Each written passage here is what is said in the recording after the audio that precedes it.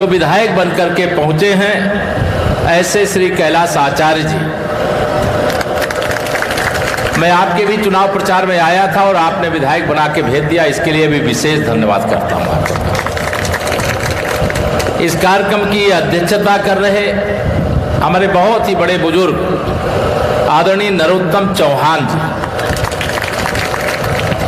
हमारे प्रदेश कार्य समिति के सदस्य आदरणीय सुरेंद्र सिंह जी हैं क्या, तो ये काटा नहीं ना। अच्छा, हमारे विधानसभा के प्रभारी और संयोजक महेंद्र प्रताप पटेल जी और राकेश मिश्र जी, कार्यक्रम के संयोजक के नाते श्री अनिल तिवारी जी, और इस जिले के उपाध्यक्ष और सभा का बहुत कुशल संचालन कर रहे पूर्व जिला पंचायत सदस्य हमारे डॉक्टर प्रदीप मौर्य जी, और आजकल ये ओबीसी मोर्चे के प्रदेश के मीडिया प्रभारी के नाते लखनऊ में ज्यादा समय देते होंगे, यहाँ थोड़ा कम दे पाते होंगे, प्रवीण सिंह मौर्य जी, हमारे लोकसभा प्रभारी अपना दल प्रभात पटेल जी, जिला अध्यक्ष अपना दल निषाद पार्टी सुवलदेव भारतीय समाज पार्टी के सभी हमारे जिला अध्यक्ष और अन्य सभी पदाधिकारी, हमारे भारतीय जनता पार्टी के मंडल अध्यक्षगण राघवेंद्र प्रताप सिंह जी, डॉक्टर कुंदन गौड़ जी, रिंकू विश्वकर्मा जी, आशुतोष सिंह जी, भगवान दास जी, हमारे पूर्व जिला पंचायत अध्यक्ष के नाते छत्रबली सिंह जी, सुषमा पटेल जी, चकिया के चेयरमैन गौरव श्रीवास्तव जी, हमारे ब्लॉक प्रमुखगण शंभू यादव जी, सुजीत सिंह जी, अनुग्रह नारायण सिंह जी, अजय मौर्य जी, भगवान दास मौर्य जी, हमारे जिला पदाधिकारियों में उमाशंकर जी, हरिचरण जी, सुरेश मौर्य जी, आशीष गुप्ता जी, शिवराज सिंह जी, और सम्मानित मंच, इतना कह दूं अब चूंकि आगे बहुत लोग हैं, नाम पढ़ूंगा अभी एक पन्ना और है, तो अनुमति है ना। सभी सम्मानित मंच और सामने भी बहुत वरिष्ठ लोग बैठे हैं, मैं ऐसे सभी वरिष्ठ जो पार्टी में हैं, जो आयु से बहुत बड़े बुजुर्ग हैं, उनको सबको मैं सादर प्रणाम करता हूं। मेरी माताएं बहनें भी इस भीषण गर्मी में आप सब यहाँ आई, आप सबका भी अभिनंदन करता हूं। मेरे नौजवान दोस्तों, चूंकि 2024 का लोकसभा चुनाव विकसित भारत की गारंटी है और विकसित भारत की गारंटी सुनिश्चित करने की गारंटी माननीय नरेंद्र मोदी जी हैं। इसलिए आज आप सबसे मैं यहाँ पर भारतीय जनता पार्टी गठबंधन जिसे एनडीए कहते हैं, वो अपना दल के कोटे में ये सीट है लोकसभा की रॉबर्ट्सगंज की, और इस सीट से रिंकी कौल जी को प्रत्याशी बनाया गया। आप सबसे मैं अपील करता हूं, रिंकी कौल जी को चकिया विधानसभा से इतनी बड़ी लीड देकर के भेजिए कि आगे उनके जीत का अंतर इतना बढ़ता जाए कि अगर हम सहारनपुर जीत रहे हैं रिकॉर्ड वोटों से, तो हम सोनभद्र भी रिकॉर्ड वोटों से जीत रहे हैं। हम अगर गाजियाबाद लाखों वोट के अंतर से जीत रहे हैं, तो अभी मैं गाजीपुर से आ रहा हूं, गाजीपुर भी हम लाखों वोट के अंतर से जीत रहे हैं। और आप सब तो बड़े भाग्यशाली हो, एमपी भी बनाने का मौका है और पीएम भी बनाने का मौका है। माननीय नरेंद्र मोदी जी यहां से कितनी दूर, वाराणसी के लोकसभा प्रत्याशी हैं, और पूरा देश, पूरा हिंदुस्तान 2014 से माननीय नरेंद्र मोदी जी के साथ चट्टान की तरह, जिसको कहते हैं कि एकदम डट करके खड़ा हुआ है। ये विपक्षी गठबंधन बनाते हैं, उनका क्या लक्ष्य होता है कि मोदी जी को प्रधानमंत्री की कुर्सी से हटाओ। वो उसमें समाजवादी पार्टी है, उसमें कांग्रेस पार्टी है, उसमें बहुजन समाज पार्टी है, उसमें अन्य सारे दल शामिल रहते हैं। सबका क्या लक्ष्य है? मोदी जी को प्रधानमंत्री की कुर्सी से हटाओ। क्यों हटाओ भैया? वो गरीब माँ बाप के बेटे हैं, चाय बेचने वाले के बेटे हैं, इसलिए उनको प्रधानमंत्री पद पे रहने का अधिकार नहीं है। वो पिछड़े वर्ग के घर में पैदा हुए, क्या इसलिए उनको देश का प्रधानमंत्री बनकर के देश की सेवा करने का अधिकार नहीं है? वो ईमानदारी पूर्वक गरीबों के जीवन के दुखों को दूर कर रहे हैं, उनके जीवन में भी जो कितनी पीढ़ियों ने कष्ट सहा होगा, तब आज उनको प्रधानमंत्री आवास मिल रहा है। उनको बीमारी है तो इलाज के लिए आयुष्मान कार्ड मिल रहा है। उनके दोनों समय भोजन के प्रबंध के लिए प्रधानमंत्री गरीब कल्याण अन्न योजना का राशन मिल रहा है। जिन गरीबों के घर में आजादी आने के 70 साल बीत जाने के बाद भी बिजली नहीं पहुंची थी, उन गरीबों के घर में भी बिजली की रोशनी पहुंच गई है। जिन गरीबों ने कभी सोचा नहीं होगा कि उनके घर में भी शौचालय बन सकता है, उनके घर में शौचालय बनाने का काम हो गया। यानी गरीब भी वह सारे सुख आज पा रहा है जो अमीरों के पास पैदाइशी रहता है। जो पैदा होते हैं अमीरी में, जीते हैं अमीरी में, और जब दुनिया छोड़ के जाते हैं तो भी अमीरी में ही जाते हैं। आज यही हाल है सपा और कांग्रेस गठबंधन का। ये सब चांदी और सोने का चम्मच लेकर के पैदा हुए हैं। इनको गरीबों का दर्द ही नहीं मालूम है। माननीय नरेंद्र मोदी जी भी गरीब माँ बाप के बेटे हैं। जब वो छोटी आयु के थे, उनके पिताजी रेलवे स्टेशन पर चाय बेच करके अपने परिवार का पालन करते थे। उनकी माँ दूसरों के घरों में झाड़ू पोछा करती थी, तब वो परिवार चलता था।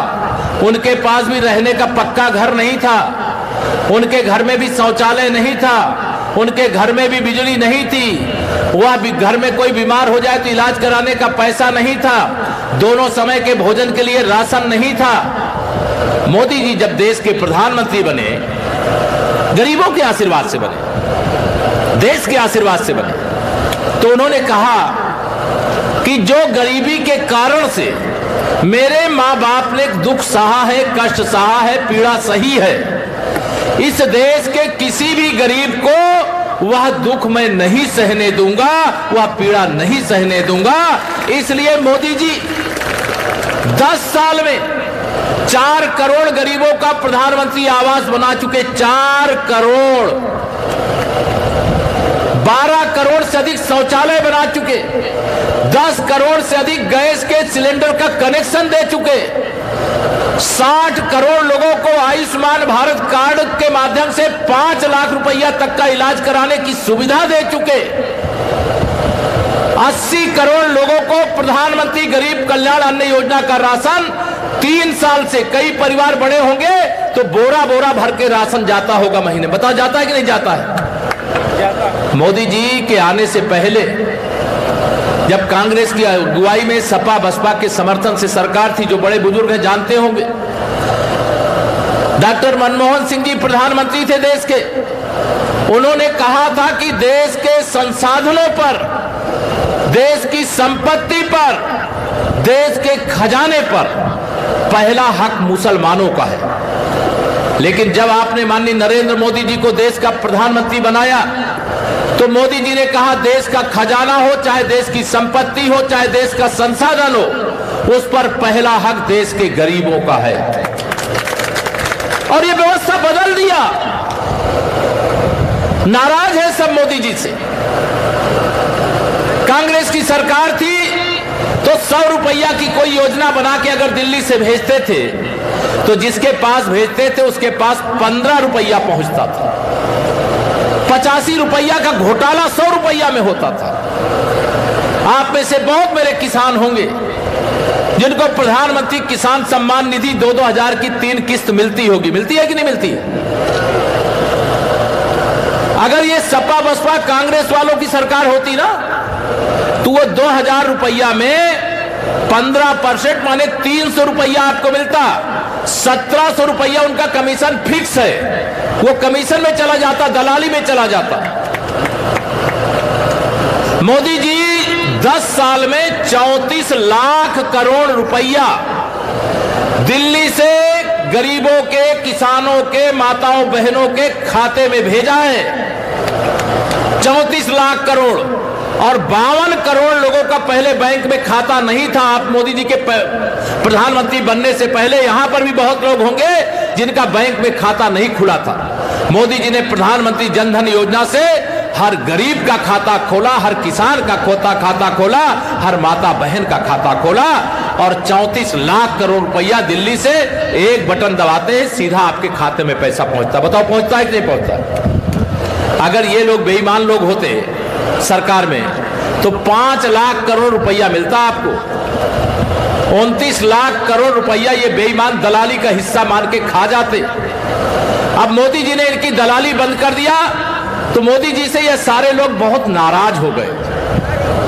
ये कह रहे हैं कि हम सारे भ्रष्टाचार में जितने भी विरोधी हैं, जो भ्रष्टाचार ही भ्रष्टाचार, जिनका एक सूत्री एजेंडा रहता है, मोदी जी कहते हैं सबका साथ सबका विकास, और ये सपा बसपा कांग्रेस और भाजपा विरोधी दल के लोग कहते हैं सबका साथ नहीं, कुछ का साथ और परिवार का विकास, कुछ का साथ गुंडों का विकास, अपराधियों का विकास, माफियाओं का विकास। मोदी जी अगर गरीबों की भलाई का काम करते हैं तो गलत कर रहे हैं क्या? बताओ, दोनों हाथ उठा, गलत कर रहे हैं क्या?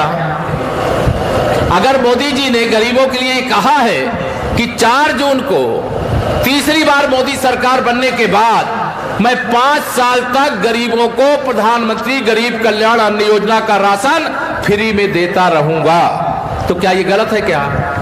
बताओ माता बहनों, गलत है क्या? मोदी जी ने कहा है कि देश में जब सपा बसपा कांग्रेस सरकार में थी 2011, उस समय सर्वे हुआ था कौन गांव में बीपीएल है, कौन एपीएल है, कौन गरीब है, कौन अमीर है। उसमें भी घोटाला इन लोगों ने किया। जो गरीब था उसको कागज में अमीर दिखा दिए और जो अमीर थे उनको गरीब दिखा दिए। अब गांव में जिन्हें प्रधानमंत्री आवास मिलना है उनको नहीं मिल रहा है, जिनके 4-4 पक्के मकान हैं उनको मिल जा रहा है, क्योंकि वो कागज में गरीब दिखाए गए। बताओ सही है कि नहीं सही है? लेकिन मोदी भी गरीब माँ बाप का बेटा है, ध्यान रखना। सब पता कर लिए हैं और उन्होंने कहा 4 जून को तीसरी बार मेरी सरकार बनने के बाद मैं 3 करोड़ गरीब ऐसे हैं जिनको घर मिलना चाहिए तो नहीं मिला है, उनको देने की शुरुआत कर दूंगा।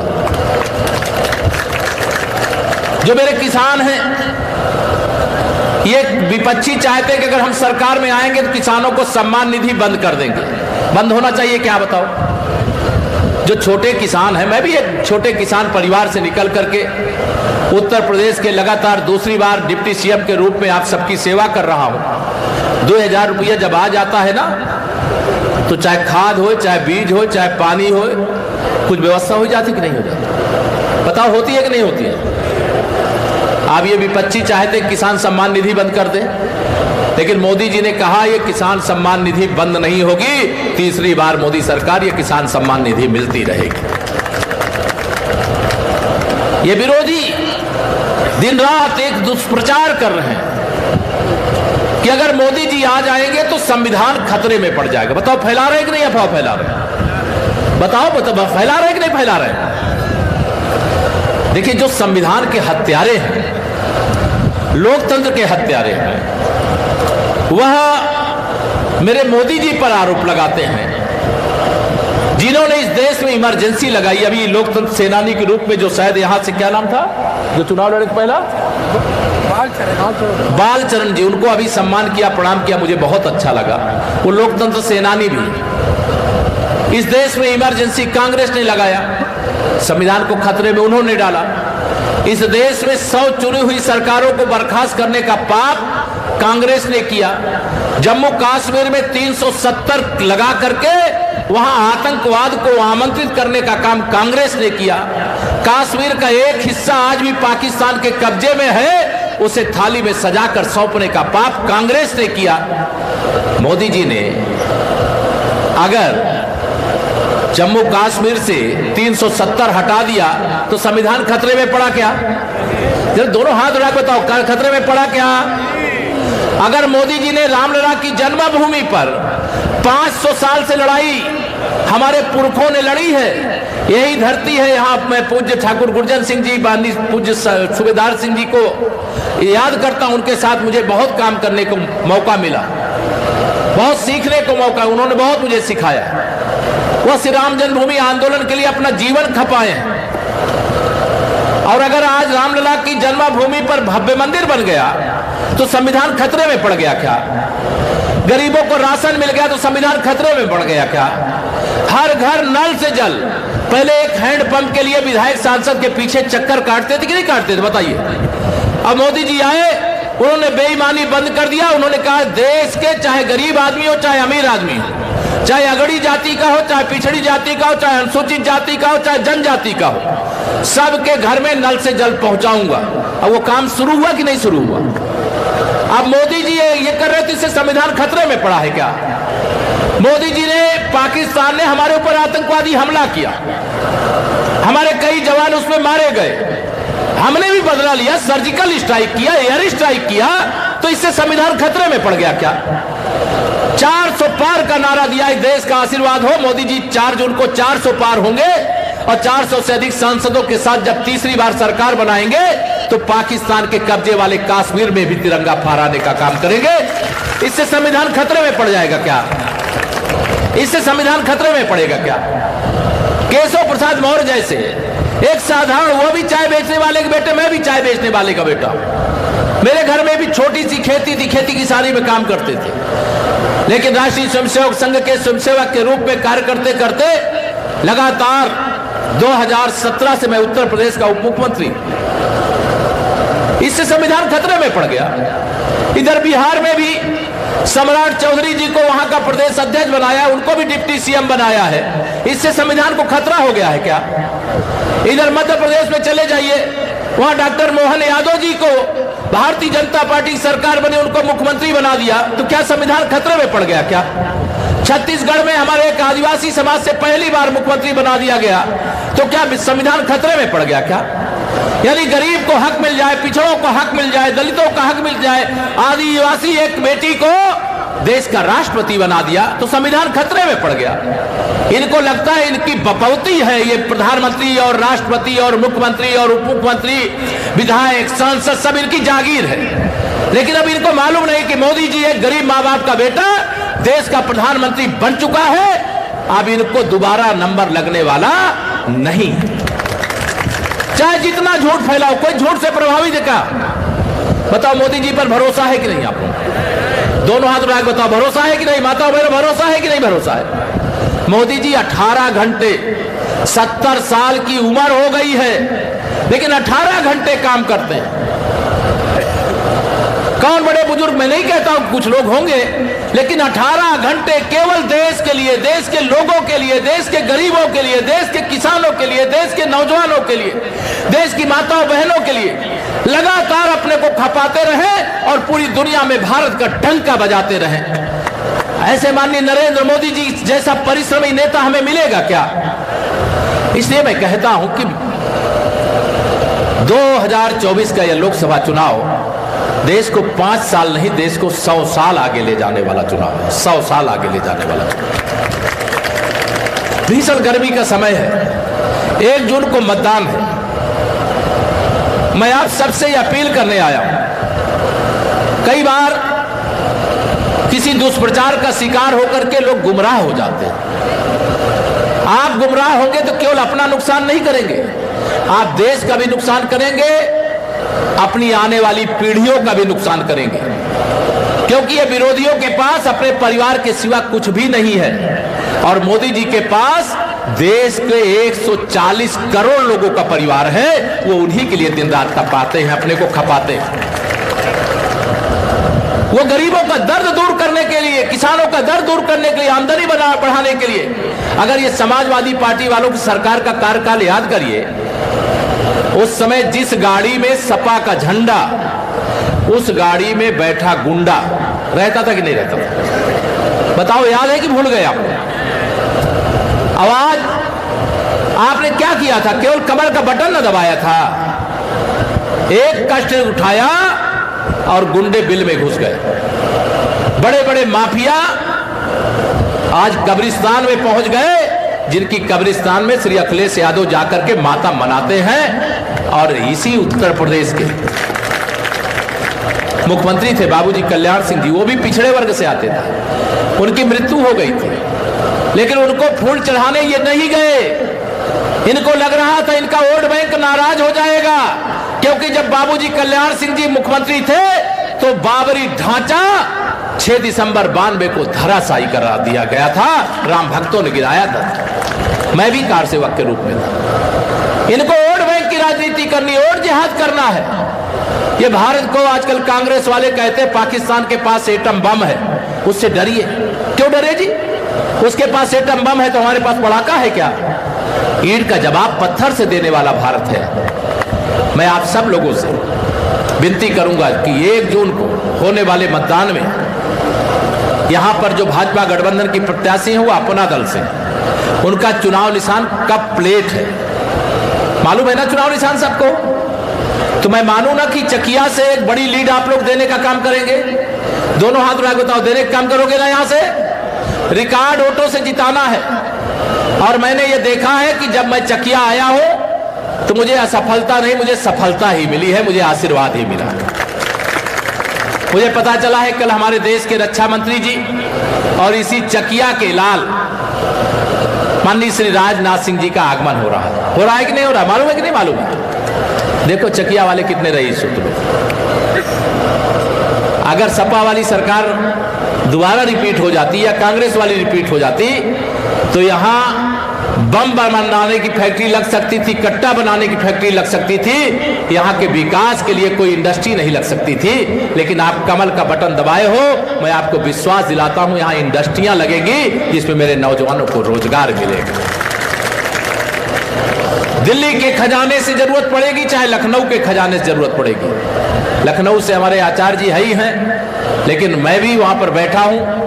अगर मैं आपसे कहता हूं कि आप कमल का बटन दबाइए या कप प्लेट का बटन दबाइए और जो हमारे प्रत्याशी हैं उनको जिताइए, तो आपके जीवन की जो समस्या हो उस समस्या को आप पूरे अधिकार के साथ मुझे बता सकते हैं। मैं भारतीय जनता पार्टी के कार्यकर्ता के नाते काम शुरू किया हूं। उत्तर प्रदेश का डिप्टी सीएम जरूर हूं, लेकिन मैं पहले कार्यकर्ता हूं। मेरा कार्यकर्ता मेरे लिए सबसे महत्वपूर्ण होता है। मैं कार्यकर्ताओं के सम्मान से समझौता कभी नहीं करता और आप सभी कार्यकर्ता साथियों से कहना चाहता हूं ये चीज आन बान शान को बनाए रखने के लिए, गरीबों की, देश की, किसानों की, महिलाओं की, सबकी भलाई के लिए। अरे मेरी ये माताएं बहनें बैठी हैं, ये बहुत गरीब क्षेत्र है। लखपति दीदी होना, लखपति महिला होना ये कोई साधारण काम नहीं है। लेकिन मोदी जी ने तय किया है कि हम 3 करोड़ दीदियों को लखपति दीदी बनाने का काम करेंगे और यह लक्ष्य पूरा करने की ओर हम अग्रसर हैं। उत्तर प्रदेश में संयोग से प्रधानमंत्री आवास वाला विभाग भी मेरे पास है, संयोग से महिलाओं के सशक्तिकरण वाला लखपति दीदी बनाने वाला भी विभाग मेरे पास है, गांव का विकास करने वाला विभाग भी मेरे पास है, प्रधानमंत्री ग्राम सड़क योजना में सड़कों को बनाने वाला भी विभाग मेरे पास है। इसलिए चकिया के लोगों चिंता मत करना, आप केवल कप प्लेट को जिता दो, बाकी समस्याएं हम लोगों के ऊपर छोड़ दो, हम उसका समाधान करने का काम करेंगे। जिता दोगे? दोनों हाथ उठा के बताओ, जिता दोगे?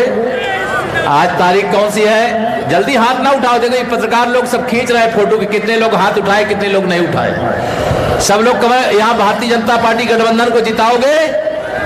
जोर से बोलो, जिताओगे? जिताओगे? तो मैं आप सबको कहना चाहता हूं, घर घर में खुशहाली पहुंचे, घर घर में खुशहाली पहुंचे, बस इतना फर्ज निभा देना, बाकी सब मोदी कर देंगे। तुम कप प्लेट की बटन दबा देना, तुम कप प्लेट की बटन दबा देना और इस देश को दुनिया में नंबर 1 बनाने का काम तो मोदी जी कर देंगे, चिंता मत करना। आज अमेरिका हमसे ये आगे होगा, लेकिन आप देखना है मोदी जी के नेतृत्व में भारत अमेरिका से आगे होगा। आप अपनी आंखों से देखो। आप कोई आतंकवादी हमले का समाचार सुनते हो क्या? सुनते हो? उनको मालूम है ये मोदी है, घर में घुस के मारेगा, छोड़ेगा नहीं। पहले गोली का जवाब हाथ जोड़ करके भैया गोली ना चलाओ ऐसे देते थे हमारे सैनिक। हमारे आपके परिवार के होंगे, गांव वाले होंगे, पूछ लीजिएगा। लेकिन आज जब से माननीय मोदी जी के नेतृत्व में सरकार बनी है ना, मोदी जी ने कहा पहली गोली मत चलाना, लेकिन अगर उधर से गोली चल जाए तो गोली का जवाब गोला से देना। अगर आतंकवादी हमला हो जाए तो सर्जिकल स्ट्राइक और एयर स्ट्राइक करके जवाब देना। और जब मारते मारते पाकिस्तान को हमारा कैप्टन अभिनंदन पाकिस्तान में घुस गया, हमारा विमान दुर्घटनाग्रस्त हो गया और वह पाकिस्तान की धरती पर गिर गए, लेकिन भगवान की कृपा थी, जिंदा थे, सुरक्षित थे। मोदी जी को पता चला, उन्होंने पाकिस्तान के शासकों को फोन किया कि मेरा कैप्टन अभिनंदन तुम्हारे घर में घुस करके आतंकवादियों को मारने के लिए आया था। और वह सकुशल आपकी जमीन पर गिरा है।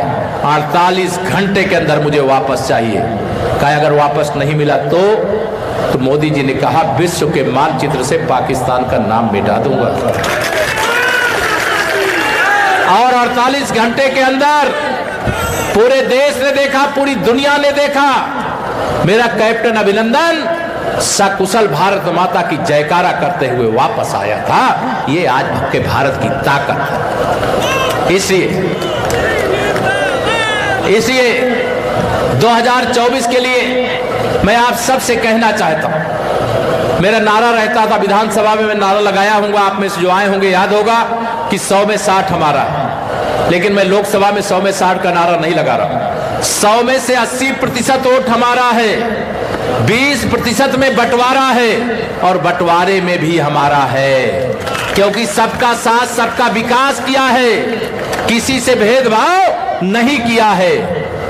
अगर इस देश के अंदर कोई ओबीसी एससी एसटी के आरक्षण पर डाका डालेगा, बाबा साहब भीमराव अंबेडकर के सपनों को कुचलने का काम करेगा, तो माननीय नरेंद्र मोदी जी के नेतृत्व में लड़ाई लड़ेंगे और अधिकार का एक हिस्सा जिनका है उनको दिला करके दम लेंगे। ये हमारी पार्टी का, हमारी सरकार का संकल्प है। 4 जून को बहुत कुछ समीक्षा होने वाली है। देश के अंदर बड़े घोटाले हुए, आरक्षण घोटाला हुआ। आरक्षण घोटाला ये बर्दाश्त नहीं किया जाएगा, ये धोखा देने का काम हुआ। कर्नाटक में कांग्रेस ने जो सपा के साथ यहां गठबंधन करके चुनाव लड़ रही है, वहां ओबीसी एससी एसटी का आरक्षण छीन करके धर्म के नाम पर मुसलमानों को दे दिया वोट बैंक के लिए। अभी पश्चिम बंगाल के अंदर टीएमसी की सरकार है, उसने लाखों प्रमाण पत्र मुस्लिमों और घुसपैठियों को बना करके ओबीसी का दे दिया, जिससे ओबीसी को मिलने वाली नौकरी घुसपैठियों को मिल जाए। उत्तर प्रदेश में भी सपा सरकार के समय कई प्रकार के खेल होने की शिकायतें हैं। 4 जून के बाद चुनाव समाप्त होने दीजिए, आचार संहिता समाप्त होने दीजिए, उसकी भी जांच करेंगे और कोई भी अन्याय किसी के साथ नहीं होने देंगे। यहाँ न्याय होगा और आने वाले समय में न्याय मेरे राम लला को मिला है। मिला है कि नहीं मिला है? लेकिन मेरे बाबा विश्वनाथ जी को अभी न्याय नहीं मिला है और बाबा विश्वनाथ जी को न्याय दिलाने के लिए काम कोर्ट के समक्ष विचाराधीन है। और मेरे भगवान कृष्ण की जन्मभूमि पर भी, वहां पर भी ईदगाह बनी हुई है, वहां पर भी न्याय की जरूरत है। तो मैं आपको विश्वास दिलाना चाहता हूं, तीसरी बार मोदी सरकार के बाद बाबा विश्वनाथ का धाम जो अधूरा है ना, अभी तो धाम बन गया है, कॉरिडोर बन गया है, लेकिन वो पूरा हो जाएगा, न्याय मिल जाएगा, ऐसा मेरा विश्वास है। हर और जब मथुरा जाओगे ना, तो अभी मेरे कान्हा बहुत छोटी जगह में है। आप विश्वास रखना, मोदी जी के नेतृत्व वाली सरकार के समय ही मेरे भगवान श्री कृष्ण की जन्मभूमि पर भी भव्य मंदिर आप अपनी आंखों से देखोगे। ये विश्वास रखना, न्याय होगा जी। अगर साक्ष्य के आधार पर, प्रमाण के आधार पर रामलला को न्याय मिला है, तो काशी विश्वनाथ मंदिर के लिए भी न्याय होगा, भगवान श्री कृष्ण की जन्मभूमि के लिए भी न्याय होगा। बहुत अन्याय हुए हैं, कई क्षेत्रों में हुए हैं। उन अन्यायों को जो करने वाले हैं उनको सबक सिखाने के लिए मैं आप सबको विश्वास दिलाना चाहता हूं कि देखिए, बाकी जगह तो चुनाव निशान कमल का फूल है, आप सबको मालूम है। अब आप सोचोगे कि यहां तो कप प्लेट है, हाँ यहां कप प्लेट है, लेकिन बगल में चंदौली लोकसभा है ना, रिश्तेदारी नातेदारी कुछ है कि नहीं है? जरा फोन ऑन करियो कि ना करियो, फोन ऑन करना है। गर्मी बहुत है, जब वोट का परसेंटेज देखा जाता है तो 60% 62% रह जाता है, लेकिन चकिया वाले गर्मी से डर जाओगे क्या? जब आज नहीं डरे हो, जैसे आज यहाँ पूरा खचाखच पांडाल भरा हुआ है, विशाल जनसभा में इतनी बड़ी संख्या में लोग आए हो, इसी प्रकार से अपने अपने बूथ की ईवीएम मशीन को कमल के फूल से लबालब, कमल का फूल बतौल रहा हूं, कप प्लेट से लबालब भर दीजिए। भर दोगे तो मैं इतना ही निवेदन करूंगा कि आने वाली 1 जून को आप कप प्लेट की बटन दबा करके रिंकी कोल जी को भारी अंतर से यहां से विजयी बना करके भेजिए। और 4 जून जोर से बोलो, 4 जून, फिर एक बार आप सबका हृदय से धन्यवाद, सबको प्रणाम। बहुत बहुत धन्यवाद।